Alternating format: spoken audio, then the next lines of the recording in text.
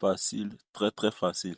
Bonjour à tous, on se retrouve dans ce nouvel élément de débrief pour débriefer le match du FC Barcelone face à Diagu. C'était un match vraiment très facile qui s'est soldé par un score de 5 buts à 0 en faveur du FC Barcelone.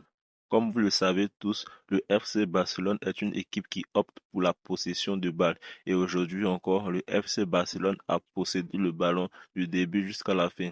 Bien vrai que cette équipe de DAU a eu quelquefois le ballon, mais généralement, je pense que le FC Barcelone a eu toute la balle pendant toute la rencontre. Et déjà, dès les 7 à la 8e minute, on a vu que Lamine Yamal s'est montré très dangereux. Il a failli lober le gardien à la 8e minute. Dès à présent, parlons un peu des buts. À la 20e minute, il y a Lamine Yamal qui dribble tout le monde. Il fait une passe en retrait pour Gavi. Donc on a vu, nous tous on a vu, Lamine Yamal a dribblé à gauche là-bas, il a dribblé, il a fatigué les gars. Jusqu'à il finit, il fait une passe en retrait pour Gavi. Gavi aussi qui tire à contresens du ballon pied gauche. Il marque, le gardien n'a même pas pu bouger parce que c'était vraiment incroyable, il a marqué. Gavi seulement, hier seulement, il était très très bon. Ensuite, à la 26e minute là, on a vu que Rafinha a décalé à gauche pour Fernandez. Fernandez aussi il est venu, il a fait une passe au ras du gazon pour Lewandowski. Lewandowski aussi, il n'avait qu'à pousser le ballon et c'est ce qu'il a fait. Un but tellement facile. Maintenant, à la 45e minute plus un, c'est-à-dire dans les prolongations, plutôt dans les temps additionnels, on a vu une passe en profondeur de Jules Koundé pour qui Gavi. Gavi, non, il s'est transformé en un joueur prime hier. Il a lobé le gardien facilement. Le gardien regardait le ballon rentrer sans intervenir. C'était vraiment pathétique pour le gardien. Et après ça, pour le quatrième but, très belle combinaison entre qui Rashford, Olmo et Fernandez. Rashford qui a fait une passe en profondeur pour Fernandez. Fernandez aussi qui a tiré avec son pied gauche au premier poteau, cassé le gardien. Le gardien a regardé le ballon rentrer sans intervenir. Donc c'était tellement facile le Barça qui a tellement bien combiné hier. Maintenant pour le dernier but, on a vu un centre plutôt en ras de gazon pour Rashford. Voilà, Rashford aussi qui a tiré au sens contraire du ballon et le quatrième but. Voilà, c'est comme ça que a joué le Barcelone et a marqué le Barcelone. Pour ma part, bon, le maillon faible de cette équipe est toujours la défense. C'est bien vrai que le FC Barcelone n'a pas encaissé de but, mais je pense que ce qui était un peu fébrile dans ce match, c'était la défense. Voilà, parce qu'on a vu que l'équipe de Diaguil aussi a eu quelques occasions, hein. Voilà, même s'il y a eu une occasion qui était hors jeu, mais je pense que s'il joue contre une équipe qui essaie de gérer leur hors jeu là, il pourra très faire mal au Barcelone. Voilà, et puis on a vu aussi après, il y avait une passe, voilà, en profondeur, c'est-à-dire qu'il y avait personne à la défense. Tout le monde était tellement monté haut qu'il n'y avait personne. Il a fait une passe, mais ce tocard du joueur aussi a raté. Sinon, ça pourrait marquer. Voilà, donc le Barcelone, encore un peu revoir sa défense. Voilà. Le Barcelone joue très bien, mais euh, c'est la défense un peu qui déconne. Mais je pense qu'il peut régler ça. Voilà, c'était un match vraiment très maîtrisé du début jusqu'à la fin.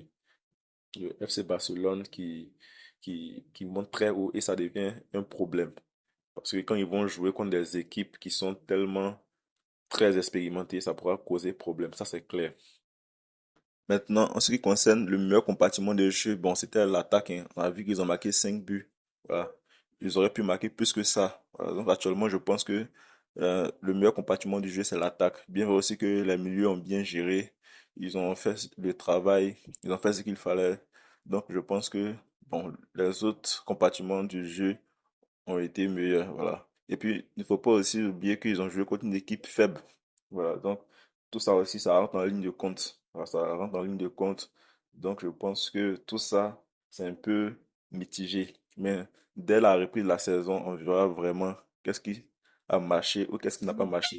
Voilà. Maintenant, ce qui concerne le meilleur joueur, bon, le meilleur joueur, c'est Gavi, hein. Gavi aujourd'hui, vraiment, qui était vraiment incroyable. Regardez un peu son match.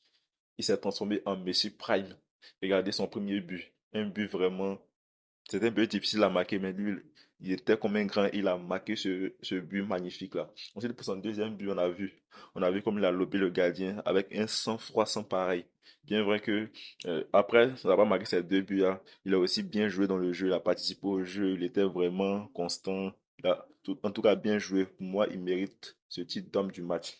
Ensuite, aussi, il y a Lamine Yamal. Lamine Yamal aussi, vraiment, qui a fatigué la défense. Il rentrait, il jouait, il driblait comme si c'était contre des gamins qui jouaient. C'était tellement facile. J'arrivais pas à comprendre. Je me dis, ah, mais pourquoi? Pourquoi il peut dribbler ces gens-là comme ça? Des grands garçons comme ça, des papas, des pères de famille. Il a dribblé avec une aisance vraiment sans pareil. C'était vraiment horrible, en fait.